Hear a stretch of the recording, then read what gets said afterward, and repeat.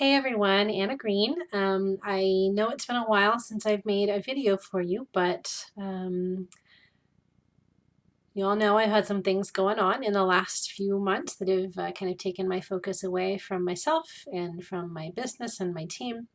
And I'm to a place now where I am wanting to rededicate myself not only to my own journey, but getting back into helping other people as well, including you. So I'm challenging myself to kind of reevaluate some things in my life, and I wanted to give the same challenge to you as I'm going through these things. So I was watching a video the other day on YouTube, and the speaker uh, gave a quote by Tony Robbins that just really, really spoke to me. So I'll share it with you.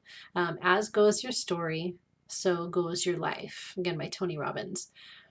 So what that means is the story that we tell ourselves, that's how our life is going to manifest. We're kind of putting out our energies into the world. This is how we see our story going. So of course that's what's going to happen. Because that's where we're subconsciously and even consciously focusing our efforts. So I'm going to challenge you a little bit, and I'm challenging myself as well to look at your story a little bit differently and reevaluate your story and see if maybe there's a different story that you could tell yourself. So I'll give you a few steps to be able to kind of recognize what this is, and then by the end be able to decide if that story still fits you or not. So for myself, the story that I have told myself for so long is that I was a quitter, that I maybe a commitment phobe or something like that, that I would start something with so much gusto and so much desire, but I wouldn't put the effort into it. I wouldn't put the planning into it that was needed. And so it would just kind of fizzle away. And I would accept that for myself. I also had told myself the story that I didn't necessarily deserve to have certain things in my life, like success, like money. Um, those are really the two things that are going to stick out in my mind. But that it's, for whatever reason, I didn't deserve to have those things. So it was really kind of silly for me to desire those things. And by money, I mean, I don't want to be a billionaire necessarily, but to be comfortable and to not have debt and to be able to put our girls in whatever lessons we want to put them in and go on vacations and travel and just have freedom and all of those kind of things. But I had told myself a story that I really didn't deserve those things. And because I was the quitter that I wasn't going to be able to get those things. So I should probably just stop desiring those things, right? So, step one in realizing what your story is first of all, recognize that there is a story and that there's a narrator in that story. The story is not you, the story is just a narrative. Those are two completely separate things.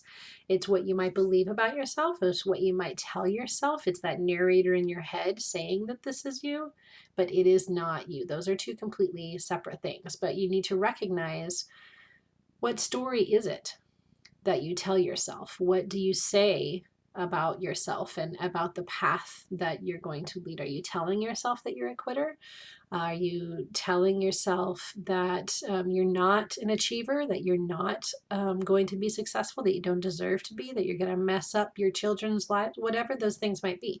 Recognize that, and then recognize that that is not you, it's simply a narrative. Step two, write down what that story is. Write down what that narrator is telling you that the story is. You might think that writing it down really will give it power, but it'll kind of have the opposite effect. Writing it down will truly bring it to a place where you're able to see what that is, where a lot of times you might be doing it subconsciously and not really giving thought to it. But writing it down gives it not power, but gives you strength to be able to look at it and see it objectively and decide if that's your story or not. And that's step three. Ask yourself, once you've written down the story, is this story working for you? Is this story accurate? Is this story empowering you to live the kind of life that you want to live? Is this story holding you back from the kind of life that you want to live? Just sit in it and analyze it a little bit and ask those kind of questions. It's possible, and it probably did at one point, this story served you in a way of survival, or helped you get through whatever difficult time or negative time that you might have had. It did serve you at one time, but that doesn't mean that it serves you now. And it doesn't mean that that's the end all be all. It doesn't mean that that's the end of your story.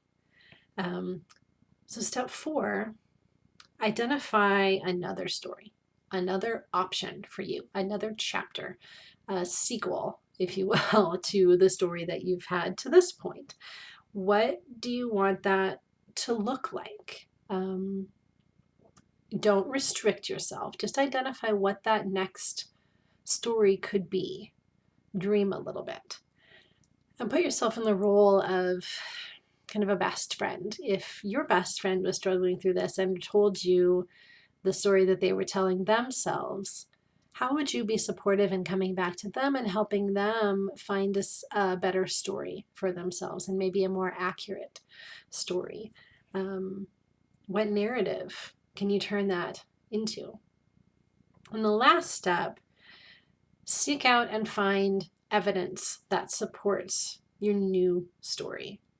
It's there, but because you were telling yourself that other story, you weren't able to see it. You weren't able to believe it.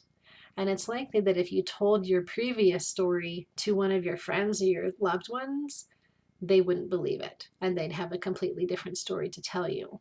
So now you're looking at yourself from that kind of outside perspective and looking for that evidence that your new story is more accurate, more exciting, more empowering, more invigorating. You can get passionate about that story, and you can get behind that story. And as you look at that story, the next thing you need to do is take some action that is equal to or supports that story. If your story is you are successful, you are helping other people, you are helping them to believe in themselves, you're doing all those kind of things as we do as coaches, then your actions need to support that. If you're no longer thinking of yourself as a quitter, then don't quit.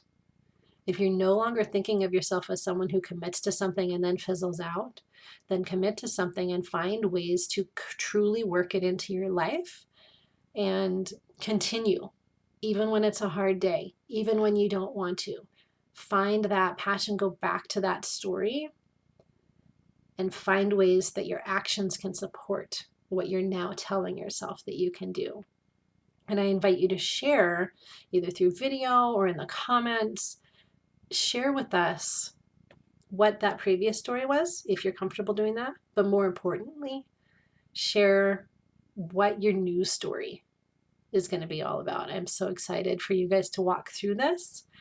I'm so excited to hear what your stories are. I know for myself, my new story is one of strength, is one of courage, is one of empowerment, where I'm empowering myself to act more truly to my values. And my values are not about quitting. My values are not about committing to something and fizzling.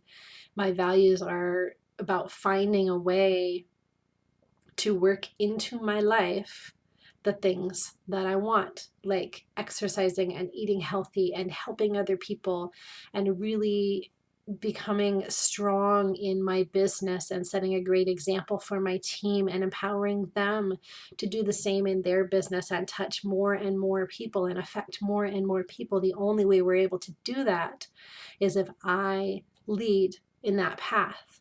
And that's part of my new story. There's no quitter in that story. There's not somebody who doesn't deserve that kind of outreach. I do deserve it, but I have to put the action behind it in order for it to come to fruition. And that's what I'm working on now. So that's part of my new story. Tell me what yours is. Have a great day, guys.